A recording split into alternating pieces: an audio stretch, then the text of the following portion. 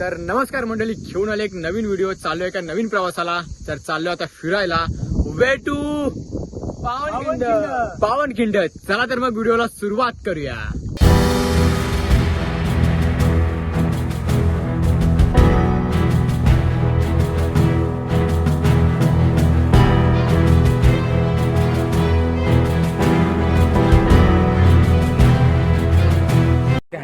तर फायनली आपण आता पावनखिंडच्या ठिकाणी या ठिकाणी पोहोचलोय. जवळजवळ आम्ही 7-8 ते 10 किलोमीटरचा प्रवास करून या ठिकाणी पोहोचलोय आणि आम्ही आता काही पावलावरतीच आहोत पावनखिंडापासून. खरंच तर आल्याच्या नंतर इतिहासाची खरी जाणीव काय ते आपल्याला आता कळणार आहे. कारण विशालगडानंतर पावनखिंड ज्याचं खरं महत्त्व आहे त्या ठिकाणी आपण आता आलोय. तत्पूर्वी तुम्हाला दाखवतो की नक्की इतिहास काय आहे. चला.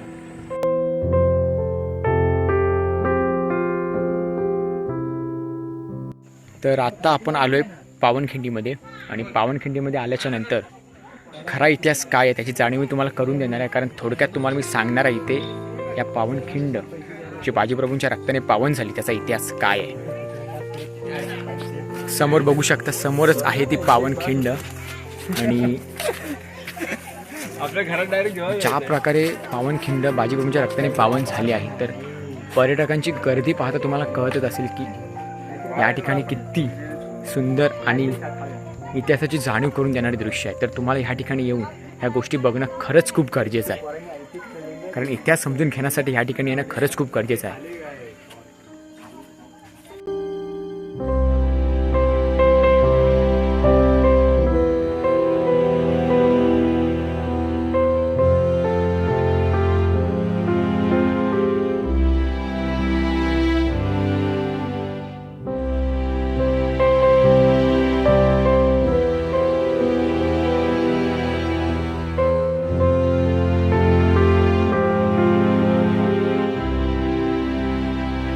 तर जी पावनखिंड आपण इतिहासामध्ये ऐकतो तीच आहे ही पावनखिंड. आता आम्ही या ठिकाणी येऊन पावनखिंडीमध्ये आल्याच्या नंतर जो मेन गोष्ट आहे पाहण्यासाठी तो म्हणजे नरवीर सिंग बाजी प्रभू देशपांडे आणि श्री फुलाजी प्रभू देशपांडे आणि शिवा काशी ह्यांच्या बलिदानाची निशाणी म्हणजे हा ध्वजस्तंभ. तर हा ध्वजस्तंभ आहे त्यांची निशाणी. तर ह्या ठिकाणी येऊन प्रथम दर्शन घ्या आणि त्याच्यानंतर मग पावनखिंड बघण्यासाठी पुढे जावा. कारण ही एकमेव अशी गोष्ट आहे जी निशाणी आहे त्यांच्या बलिदानाची. आणि येथील आजूबाजूचा परिसर कशा प्रकारे तुम्ही पाहू शकता.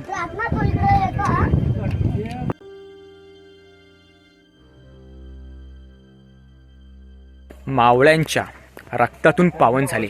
अर्थातच बाजीप्रभू देशपांडे आणि फुलाजी देशपांडे यांच्या रक्तातून पावन झालेली ही पावनखिंड आपण आता पाहायला चाललोय. चला तर मग जाऊया आणि इतिहासाच्या रक्तथरारक अशा इतिहासाची जाणीव करून घेऊया.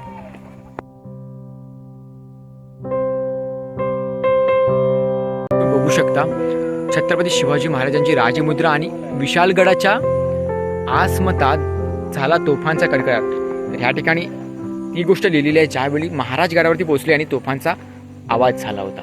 अजून बघूया पुढे काय इतिहास आपल्याला पाहायला मिळतोय. चला तर.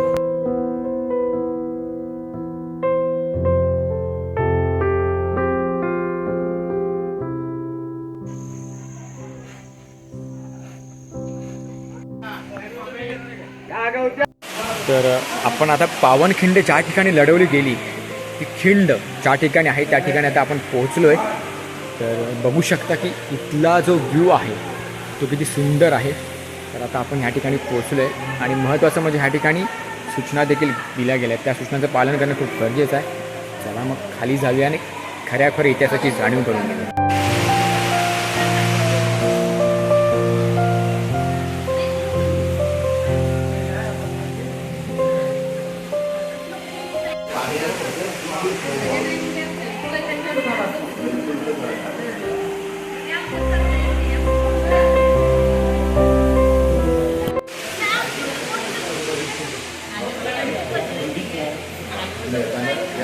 तर मित्र हो, तुम्ही बघू शकता ही तीच समाधी आहे जी पावनखिंडीमध्ये धारातीर्थी पडलेल्या वीरांसाठी एक निशाणी म्हणायला हरकत नाही.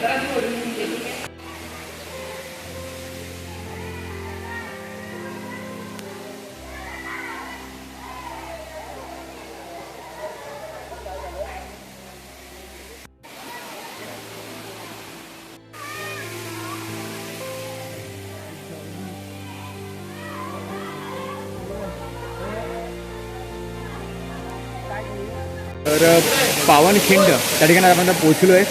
तर ज्या ठिकाणी लढाई झाली होती आणि ज्या ठिकाणी आपल्या मावळ्यांचं बलिदान पूर्णत्वास गेलं होतं त्या ठिकाणी आता आपण पोचलो आहे. अर्थातच पावनखिंड. तर तिथं आल्याच्यानंतर असं वाटतं की इतिहासाची खरी जाणीव आता आम्हाला होते. आणि आता आम्ही त्या ठिकाणी आलो. तुम्हाला दाखवतो नक्की की या ठिकाणी व्ह्यू कसा आहे आणि पावनखिंड नक्की कशी आहे. खाली जाऊया आणि नक्की पावनखिंडमध्ये उतरल्याशिवाय इतिहासाची जाणीव होणार नाही. तर आता आपण खाली जाऊया. खालून पावनखिंड नक्की कशी आहे ते पाहूया.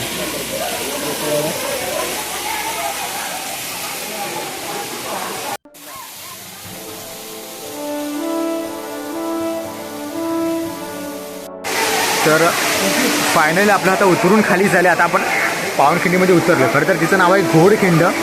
तिला पावनखिंड हे नाव बाजीप्रभूंमुळे मिळालं. आणि आता आपण उतरलो आहे पावनखिंडीमध्ये. आणि बघू शकता समोर आहे जो धबधबा. आणि त्याच्यानंतरच आता आपण इथून पुढे गेल्याच्यानंतर जो खरोखर पावनखिंड कशाप्रकारे लढवली गेली त्याचा खरा इतिहास इथून पुढे चालू होतो. तर चला तर मग इथून जाऊया. खरं तर पावसाचे दिवस आहेत आणि या ठिकाणी खडकांवरून चालताना प्रॉब्लेम देखील होऊ शकतो. तर देखील स्वतःच्या जबाबदारीवर जाणं गरजेचं आहे. खूप सारी गर्दी आहे. जाऊया आपण.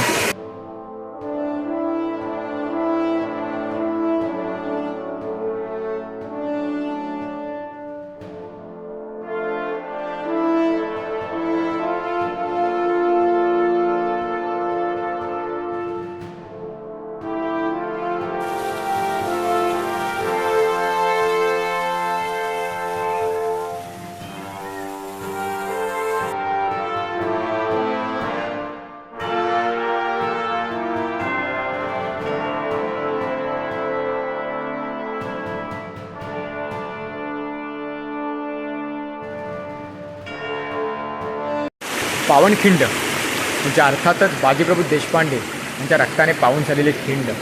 कारण हिचं खरं नाव होतं पहिला आधी घोडखिंड आणि बाजीप्रभूंच्या रक्ताने जेव्हा ती पावन झाली तेव्हा तिचं नाव पडलं पावनखिंड. कारण जर बघायला गेलं तर आपण या पावनखिंडबद्दल आधी इतिहास ऐकत आलो आहोत. जेव्हा मी या ठिकाणी आलो तेव्हा मी जो ऐकलेला इतिहास, जो वाचलेला इतिहास जेव्हा मला आठवायला सुरुवात झाली त्यावेळी माझ्या अंगावरती काटा आला. कारण ह्या ठिकाणचा जो इतिहास आहे तो इतका अंगावरती काटा आणणारा आहे. कारण ह्या ठिकाणी जी गोष्ट घडली आहे इतिहासामध्ये ती गोष्ट इतिहासामध्ये अजरामर आहे असं म्हणायला हरकत नाही. कारण त्या एका गोष्टीमुळे अख्खं स्वराज्य उभं राहिलं. कारण त्याने दिलेल्या बलिदानाने आज ही घोडखिंड म्हणजे अर्थातच पावनखिंड लढवली गेली आणि ती त्यांच्या रक्ताने पावन झाली.